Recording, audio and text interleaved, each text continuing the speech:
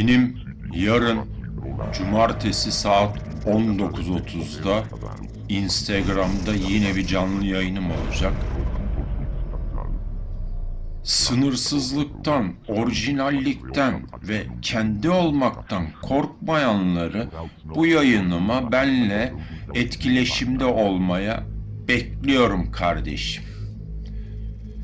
Kendi olanlar, dürüst olanlar, dobra olanlar, hayalperest olanlar, spiritüalist olanlar. Sizi seviyorum.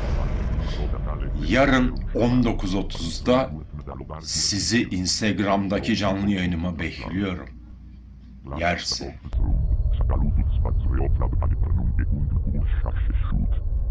Shurauts not cator dur ma forzator udunda urbarna.